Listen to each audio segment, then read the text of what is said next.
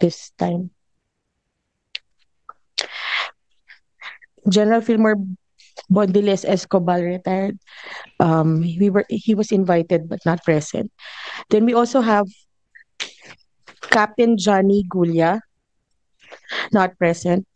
Captain Elmo Segovia, not present. Flight Officer Wenilyn Salcepuedes, not present. Flight Officer Elinino Santos, not present. Mr. Benjamin V. Ramos sent his regrets yesterday. That would be all. Yes, maraming salamat at katulad nung nakarang hearing, ang pag-uusapan po natin ngayon, ito yung sa Committee on Foreign Relations po, i-discuss natin ang clarification of the involvement and the roles of the ICC, the Interpol, and the various government agencies in the arrest of former President Rodrigo Roa Duterte, confirmation that measures were taken to ensure that the rights of the former president under domestic laws and relevant treaties were properly protected, and lastly, that such other matters that may aid the committee in crafting necessary legislation on the coordination between Philippine authorities and international tribunals and law enforcement organizations. And I would like, therefore, to invite and at this juncture make an opening statement or invite Senator Bato and Senator Go to make their statements quickly thereafter.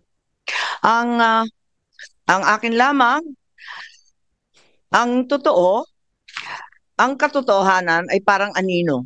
Kahit saan ka tumakbo, palaging nasa likod mo. Ang katotohanan ay parang anino. Wala itong walang liwanag kung walang magpapaliwanag. Secrecy na ba? Hindi na transparency. Ang pag-iwas sa katotohanan ay parang utang na may interes. Habang hindi binabayaran, lalong lalaki ang atraso. Maari mong iwasan ang pagharap ngayon sa araw na ito, pero darating din ang araw ng paniningil. Natanggap ko ang email noong March 31, ang opisyal na liham sa tanggapan ng Executive Secretary Lucas Bersamin na nagsasaad na ang mga miyembro ng gabinete at iba pang mga opisyal ay hindi makikilahok sa Senate hearing ngayong araw. At ang sabi nila, sapat na raw ang sinagot nila noong March 20 at kumpleto at mahusay ang binahagi na impormasyon patungkol sa pagkakaaresto ng dating Pangulo. Nabanggit din sa liham ang executive privilege at binigyang diin yung sub judice rule dahil may 4 na petisyon umano kasalukuyan sa Supreme Court. Ngunit nalito ang inyong komite pagkat noong araw din ng March 31 at lumabas ng April 1, sinabi naman ni PCOU Sec Claire Castro sa kanyang press briefing na hindi kailanman pipigilan ng Pangulo na pumunta ang mga cabinet member o secretary kung sila ay ating papatawag. Nag-April Fools nga ba sila? Nalito talaga kami. Biglang tugon sa sulat, bilang tugon sa sulat ng ating ES, una, ang kanyang tinukoy na comprehensive findings. This was the letter, this was mentioned in the letter, but my findings were very clearly preliminary findings, which is the reason for the second hearing. Marami pang mga tanong na nangangailangan ng sagot. At napakarami nating mamayan na nagpadala ng iba't ibang dokumento, impormasyon at ebidensya. That pagkakataon sana, ang hearing na ito para magpaliwanag ang ating mga cabinet members sa taong bayan. Sa usapin namin ng subjudice, alam natin at alam higit sa lahat ng ating dating Chief Justice na ang Korte Suprema na mismo ang nagsabi na hindi ito nalalabag kapag Senate inquiry in aid of legislation. Hindi ito saklaw ng karaniwang subjudice na nagbabawal isa publiko ang mga bagay na liniliti sa korte. Mahalaga ang legislative inquiry sa paghubog at pagpapatatag ng ating mga batas. Panguli, nirerespeto ko ang doktrina ng executive privilege. Pero pakatandaan natin, hindi ito pwedeng gamitin bilang blanket shield, pangkalahatang pantago para ilagan ang tanong at umiwas sa paanyaya ng Senado. Itong landmark case na kabisado naman natin, Senate versus Ermita, nagtakda ng saklaw ng executive privilege. Nagsasaad na bagamat pwedeng gamitin ng ehekutibo ang pribilehyo niya na mga investigasyon ginagawa sa Congress, maaari rin mapasawalang bisa kung ang impormasyon hinihingi ay mahalaga sa tungkulin ng Kongreso sa paggawa ng batas o pagsagawa ng aming oversight function. May sikat na kasabihan, hidden truths are unspoken lies. Ang katotohanang tinatago ay kasinungalingan din. At mukhang ganun ang nangyayari ngayon sa pagtatago ng katotohanan gamit ang executive privilege at sub judice, nagmimistula tuloy na may cover up sa mga nangyayari. Ngayon inaanyayahan ko si Senator Bato at si Senator Go na mag-preliminary statement din po. Thank you, Madam Chair. What we have right now in front of us are empty chairs. Itong ginawa ng mga opisyalis from the executive branch of government is a total snub to as far as we're concerned. And ito'y tahasang pagbaliwala sa doktrina ng checks and balances ng ating gobyerno. Kung ayaw na mag-attend ng hearing, ibig sabihin, ayaw na nilang magpapacheck sa atin na co-equal branch of government. So what will happen to this? Pag tuluyang ganito ang mangyayari is, I think we are now on the verge of a constitutional crisis kapag tuluyan nilang isnab yung ating imbitasyon. Wala na mangyari. Wala na respetuhan ito sa isang kapwa co-equal branch of government. So, Madam Chair, I would like to move that we issue subpoena to these government officials to require their presence in the next hearing. Kung meron ka pang gaganaping hearing, dapat masubpoena ito sila para magkaalaman. Klaruhin natin ito. Ay. Maraming salamat, Senator Ronald De La Rosa. Actually, dalawa yung subpoena na pinapapirma ko sana kay SP Cheese. Isa para kay Prosecutor Fadulion at ikalawa para sa head ng ating Air Force, si General Cordera. Pero yung dalawa, hindi ko pa natatanggap na pirmado. Ang sinabi ni SP, pinadala na daw niya sa legal ng Senado. Pero hanggang ngayon, wala pa rin tayo natatanggap. Follow up natin, Madam Chair, kasi alam mo, if this situation is left unchecked, ang mangyayari sa atin dito is hayaan na lang natin na meron tayong Philippine National Police na patuloy na nilalabag yung ating konstitusyon at ang ating mga batas. Hindi po maganda ito, Madam Chair. Kaya nag-exist yung Senado, in particular, yung buong Kongreso, para meron tayong checks and balances. Hindi po pwede yung executive branch of government, hahayaan na lang natin na gagawa sila ng mga hakbang na lapag sa ating konstitusyon. So we are here to check them. So kung hindi sila magpapacheck, isnab sila ng isnab sa atin, then magkakaroon tayo ng constitutional crisis nito, Madam Chair. Sang-ayon po ako sa inyo at talagang hindi tama itong pangkalahatang sinasabi. Lahat na lang executive privilege, lahat na lang sub judice. Alam naman natin, hindi naman tayo lihis at alam naman natin na napaklaro ng Neri versus Senate, yung Ermita case, kaliwaliwanag na kinakailangan na talagang malapit sa Pangulo, ang impormasyon hindi makukuha sa iba, hindi naman ito magiging panganib para sa lipunan, kaya't paano po ito naging executive privilege, alam na po natin yan, at hindi naman tayo nakikialam dun sa bagay-bagay na sinaloob ng mga kaso at asunto sa Korte Suprema. Kaya ang palagay ko, dadami po ang sampina na hihilingin natin sa ating Senate President. Marami na po kasi kung dadalawa lang yung na-absent dati, pagka rami-raming absent, nakikita natin tayo-tayo lang narito. Kaya nalulungkot po kami. At ngayon tawagan naman natin si Senator Bongo. Magandang umaga po, Madam Chair, Senator Bato de la Rosa, and to the resource persons present in this meeting. Parang wala namang resource persons present dyan. Parang wala akong nakikita. Si Attorney Medina lang po, yung dating resource natin, at narito rin yung dalawang abogado ng SEC. Yun lang po. Napakalungkot naman po. Malungkot yung Pilipino, malungkot rin yung hearing natin.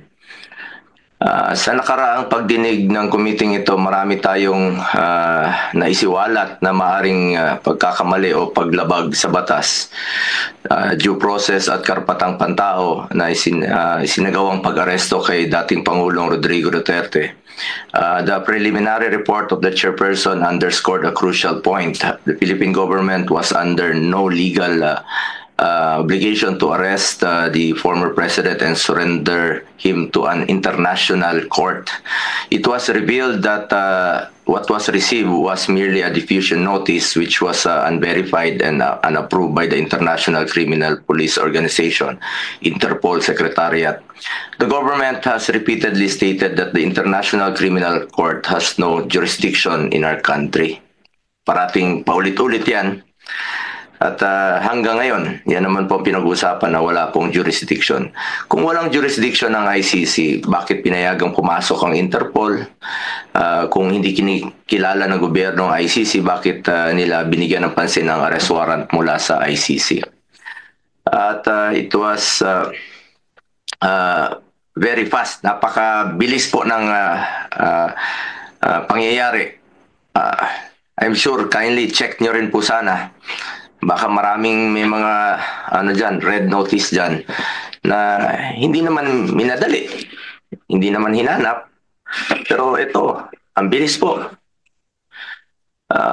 Mas inuna nyo pang isinuko si dating Pangulong Duterte kesa sa matagal na sigurong nandyan sa listahan. At kung sinunod nyo lang po ang batas at tamang proseso, hindi nyo papayagan na ilipad lamang sa loob ng 14 na oras si Tatay Digong. Madam Chair, hindi natin maaaring ipagsawalang bahala ang seryosong implikasyon ng mga pangyayaring ito. Napaka-unhealthy po itong nangyari ngayon. Maaaring may mga batas at proseso ang ating bansa na nalabag at maaaring may mga karapatan ng isang mamamayang Pilipino ang naisang tabi. Kung ang dating Pangulo ng ating bansa ay maaaring tratuhin ng ganito, paano na lang kaya yung mga ordinaryong mamamayan? Ano ang garantiya na hindi ito mangyayari sa iba? Dapat bawat Pilipino, mataas o mababa ang katayuan sa buhay, dapat may gobyernong masasandalan na hindi siya pababayaan. Former President man o hindi, karapatan yan at lalo sa pagdating sa kanyang kalusugan, kaligtasan at buhay. Hindi rin ninyo isinaalang-alang na matanda na po si Tatay Digong, ang matatanda po, frail, fragile, sa totoo lang, harmless na po si Tatay Digong. For humanitarian consideration, kahit sinong lolo at lola natin, ginagalang at inaalagaan natin. Yun naman po ang ating kultura dito sa ating bansa. Ngayon, sa ibang bansa, mag-isa siya, napaka-stricto pa doon. Sino pong mag-aalaga kay Tatay Digong doon? Paano na lang kung may mangyari sa kanya doon? Marami naman siyang nagawang kabutihan sa ating bayan. Kung may pananagutan man dahil sa kanyang desisyon para sa kabutihan ng ating mga anak, dapat dito siya litisin sa ating bayan. At mas alam niyo po, ang Pilipino po ang dapat humusga sa kanya. Kung ano yung nagawa niya po sa nakaraang 6 na taon, kung nakakalakad ba yung mga ating anak na hindi nasasaktan. at ligtas. Mga OFWs, kampante po sila na nakakalakad ang kanilang mga anak na hindi nasasaktan sa gabi at hindi nababastos. May peace of mind sila while working abroad. Sa huli, bagamat doon na si Tatay Digong ng buong tapang na hinaharap ang kasong isinampa sa kanya tulad ng kanyang paulit-ulit na ipinangako, napakasakit po sa dibdib na malayo sa kanyang bayan. Ang importante ngayon po ay makauwi si Tatay Digong dito sa ating sariling bansa. Dito niya harapin kung anumang inaakusa sa kanya dahil ilang beses naman niyang sinabi, he takes full responsibility sa kung anumang pananagutan nung kanyang nakaraang termino. Madam Chair, sa mga kasamahan ko, kahit araw-araw pa tayong mag-hearing dito, I'm willing to participate. Pakiusap ko lang po sa inyo, sana matulungan, please bring him home. Marami pong nangungulila, marami pong nasasaktan, mga kababayan ko. Noong nakaraang hearing, nasa Zoom lamang po ako dahil hindi ko kayang humarap sa ilang personnel na mataas ang respeto ko, nirespeto natin, respeto namin ni Tatay Digong at hindi naman po marunong rumispeto. Ngayon naman po, hindi lang po ako tinakbuhan noon. Ngayon naman, tinakbuhan na naman ng komite. Wala sila. Nabanggit po ni Senator Bato de la Rosa kanina, respeto naman natin na nag-i-invoke po ang ilan ng executive privilege, may mga excuses. Pero bakit ganon hindi pantay? Kung ang ordinaryong mga vlogger, police, local officials, pinapatawag kung ayaw pumunta, nako-contempt.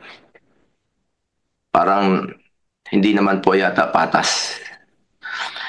As I have said before, March 11 is indeed the saddest day in our recent history. But the saddest part is, after 23 days, mukhang hindi pa rin natatapos ang lungkot na nararamdaman ng taong bayan na naulila dahil sa nawalan sila ng taong itinuring nating tatay. At hanggang ngayon, hindi pa rin nakakauwi si Tatay Digong. Hindi pa rin ninyo nabibigyan ng klarong eksplanasyon kung bakit kailangan humantong sa sitwasyon na ganito. Pagkatapos nyong ilang beses sabihin na walang jurisdiction, bakit po isinuko? Meron naman tayong working judicial system, panagutin sa ating sariling korte. Pero nangyari pa rin ang hindi dapat mangyari. Nakakalungkot po. For the sake of our country, sana hindi na po maulit ang nangyari. Dahil ang pangyayaring ito hindi lamang tungkol sa isang tao, ito po'y tungkol sa respeto sa ating batas, sa ating soberanya, at sa dignidad ng bawat Pilipino. Maraming salamat po, Madam Chair, at sa mga kababayan nating nakikinig. Maraming salamat, Senator Bongo, at talagang lahat kami ay nalulungkot. At wala tayong testigo na sumipot, nakakayamot naman talaga. At gusto ko nga sana nung una na magpadala ng subpoena para kay Prosecutor Fadulion ng DOJ at saka doon sa Air Force natin, si General Cordura, dahil nga doon sa Villamor.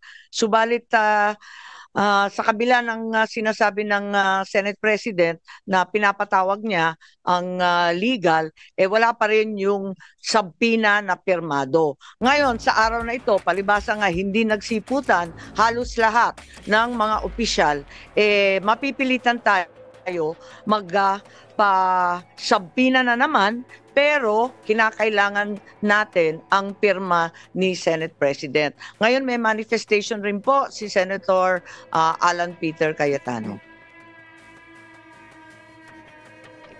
Good morning, Madam Chair. Sa ating colleagues kay Senator Bato, Senator Bongo, Mista, magandang umaga sa inyong lahat.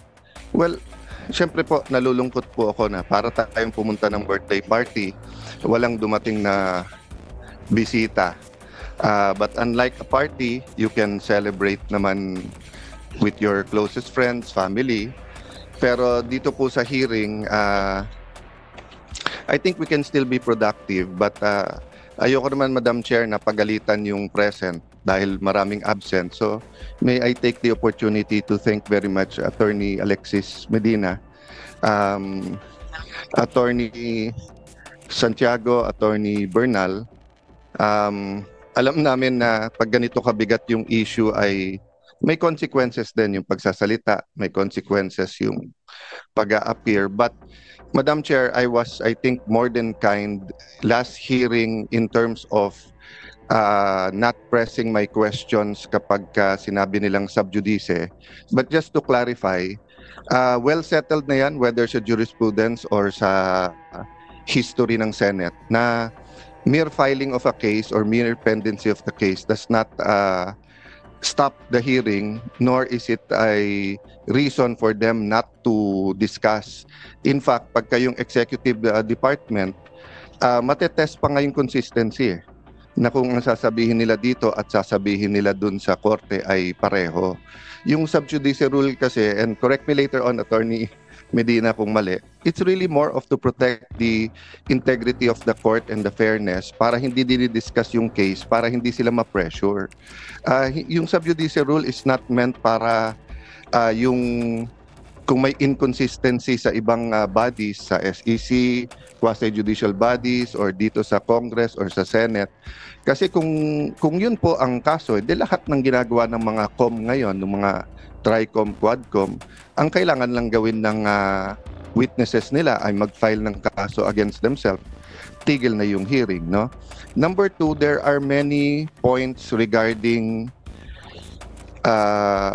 other guests. For example, General Torre, no? He's not covered by executive privilege unless the President talked to him directly. Ang executive privilege, sa pagkaalam ko, kasi kasama po ako doon, ako po nag-chair nung investigation sa ZTE nung na-discuss po itong mga issues na to at na-bring up for the first time in, at least in a recent history, yung executive privilege. Ang purpose ng executive privilege, pareho din ng purpose nung privilege na binibigay, for example, sa journalist, that hindi nila kailangan sabihin kung sino ang kanilang source, or kaya mag-asawa, or yung doktor at pasyente, or abogado at saka kliyente. Ang purpose kasi nun, the client and the lawyer can freely discuss. Ganun din, ang doktor at saka pasyente can freely discuss kasi they will not be compelled to testify, no? Against his client, against doctor. Pero lahat yan meron ding isa pong exception, no? For example, sa doctor, if iaminin sa kanya that a crime is about to happen sa United States, then they are required to say that. So ganun din po dito sa executive privilege. Malinaw sa Supreme Court ruling, you cannot use executive privilege if ang pinag-uusapan may crime ba o wala, or if it's to cover up a crime. At this point, we're not saying there is a crime to cover up, but I will bring up that point right now. So, ma'am, of course, under your leadership, and syempre, may emotions naman talaga si Senator Bongo last time, kayo po. Ako, try ko lang pigilan. Talagang bantay na bantay ako ng asawa ko na wag uminit ulo last hearing, no? Kausap ko rin ng Senate President na let's check the facts, apply the issues, wag mo nang banat ng banat kasi nga baka hindi natin nakita yung buong video. So having said that, I think lahat naman nahimasmasan, lahat naman po tayo ay nakapag-reflect. So I was reflecting on, and ma'am, pwede ba after this just to show a short video ni General Torre? Kasi ito mga Republic Act number 7438, an act defining certain rights of a person arrested, detained, or under custodial investigation, as well as the duties of the arresting, detaining, and investigating officers, and providing penalties for the violation thereof. May I also, akin to court na pagkawala po o hindi pinayagan yung ebidensyang i-offer, dito i-proffer. No? So wala sila, pero hindi ibig sabihin hindi ko pwedeng ilagay sa record yung tanong at baka sa media nila sagutin, baka dito later on. Ang linaw po kasi dito, nakalagay po dito. Okay lang kay Senator Cayetano kasi may chronological Okay. presentation. One line tayo. lang. At saka si Senator Bato gustong pag-usapan din yung arrest. Sige ma'am. I'll leave just this one line lang para lang hindi mabitin yung train of thought, no. Nakalagay kasi dito, any person arrested or detained under custodial investigation shall be allowed visits by conferences or any member of his immediate family or any medical doctor or priest or religious minister chosen by him or by any member of his immediate family or by his counsel. Okay, hindi ko nahabaan kasi nga ma'am, I'll follow your advice. Ma'am, may penalty po to. Ang penalty nito, any person who obstructs, prevents, or prohibits any lawyer, any member of the immediate family or person arrested, detained, or under custodial investigation, or any medical doctor or priest or minister by his counsel from visiting and conferring privately chosen by him or by any member's immediate family with him, or from examining and treating him. Ma'am, by his choice at any time, I'll go back to the title at saka dun sa nakalagay. Nakalagay dito, hindi lang custodial investigation basta arrest or detain. So he was arrested and detained. So even if magdebate tayo na custodial investigation ba yun o hindi, no? So ma'am, ang ano po dito, ang penalty is imprisonment of not less than 4 years nor more than 6 years and a fine of 4,000 pesos. So ang question ko, meron na bang report dito sa arrest at kinasuhan ba si General Torre? Last question, ma'am. Tuwing magpapa-aresto lately, parang ang pinaka-effective si General Torre, di ba? So nung pina-aresto si Pastor Kibuloy, grabe yung mga nangyari at ginawa, di ba? Nung pina-aresto po si President Duterte, yun naman pinag-uusapan natin, nakita naman natin. Nung nag-hearing po ako tungkol sa tulay sa Isabela na gumiba, hindi po nag-a-attend si Secretary Bonoan. Sinabi ko lang, kailangan ko pa bang i-designate si General Torre para kunin si Secretary? The next time, nag-attend na siya. So ito, tanong ko ma'am, pag nag-issue tayo ng subpoena at hindi siya mag-attend at kinontempt natin, pwede bang ang utusang kong hulihin si General Torre ay si General Torre? Kasi effective, no? Dinadaan ko lang sa biro, but I think of all his interviews and sa nangyari, this is my last point, ma'am. I'll submit to all my other colleagues. This is my point lang, ma'am. Nanunood kasi yung buong PNP, nanunood yung mga teachers ng constitutional law, mga estudyante, nanunood ang mga estudyante ng criminology. And di ba sabi nga nila, yung bata, hindi mo pwedeng turuan sa salita. Natututo yung bata sa gawa. So ganun din sa gobyerno natin. Pag sinabi nung mayor, no corruption, pero corrupt siya, ang dating sa mga department head, pwedeng mag-corrupt. Di ba? Pag sinabi ng COMELEC officer sa isang probinsya, no cheating, pero pinayagan niya yung cheating or vote buying, ang papakinggan ng tao hindi yung salita, yung gawa eh. So kung mali yung pagka-aresto, nangangamba ako na especially sa lugar na walang internet, walang cellphone, baka ito yung masunod eh. Humihingi sila ng counsel nila o doktor, tapos hindi pagbibigyan, no? And then the last point doon, ma'am, is that bakit kapag ka lower rank, meron pong isang vlogger, di ba, na PNP, na nagsorry na kaya parang okay, pero hinuli, tapos kakasuhan. I understand that. At magandang rule yon na pagka ikaw ay sundalo o pulis, ay hindi ka basta pwedeng, hindi ka pwedeng partisan, di ba? Pangalawa, kailangan bantayan mo sinasabi mo. But I'll give you 2 examples, ma'am. Bakit po si General Torre, kung ano-ano sinasabi sa kung ano-anong interview, hindi naman napapagalitan? So ang dating po sa lower rank, bawal partisan kung kalaban. Kung kakampi yung sinabi mo, pwede. I'll go to a non-partisan issue.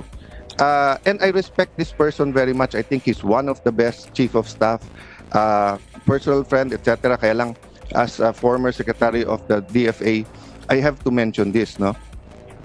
When the AFP chief of staff said, prepare kasi madadamay tayo kapag ka-invade yung Taiwan, tayo po ay may one China policy.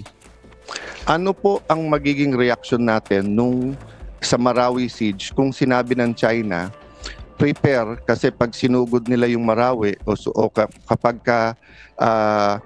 nilabanan nila yung secession sa Mindanao, mai-involve tayo. Magre-react din yung foreign affairs natin, hindi ba? Kasi nga may one China policy tayo. Don't get me wrong, ha? Ayaw natin ng gulo sa Taiwan. Nakikisimpekto tayo sa democracy ng Taiwan. We want them to coexist with mainland China. But having said that, we have to be sensitive. So the right person to speak is either the DFA or the presidential spokesperson, hindi po sundalo or police, no?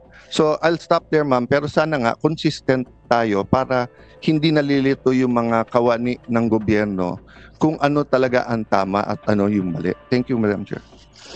Maraming salamat. So, ayan guys, good morning once again. Welcome to my stream. So, ito guys, bagong update. This is regarding the Senate probe dun sa pagkaka-aristo kay Tatay Digong. So, this is the second hearing, Senate hearing guys, and what's so alarming or parang neglect of invitation is absent si General Torre, absent si Fajardo, absent si Secretary Rimulya. So anong meron guys, di ba? Anong meron? So iwas pusoy na ba sila kasi naiipit na sila?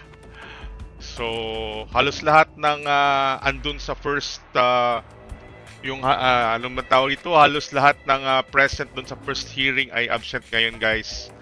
And then ngayong second hearing naman is present naman si General Bato. Kaya grabe tong mga pangyayaring to guys. So okay, let's continue. Let's watch this guys. Kung saan talaga ito papunta tong hearing na to guys. Anyway, mas maganda naman tong ganito, mayroong may hearing para balance yung law natin. Pakinggan na lang natin muna guys yung sasabihin nila. Salamat, Senator Cayetano. Maliwanag na maliwanag ang inyong pag-unawa at pagbabalangkas nung subjudice pati yung executive privilege kasi naging cabinet member nga kayo at talagang may limitasyon yon. Mag-umpisa tayo kung hahayaan ninyo ng chronological at nais ko lang ipakita na sa kaguluhan nung nakaraang taon sa Mayo pa. Ito yung series of events guys from starting November or July of 2024 up to the present, yung parang sequence of events.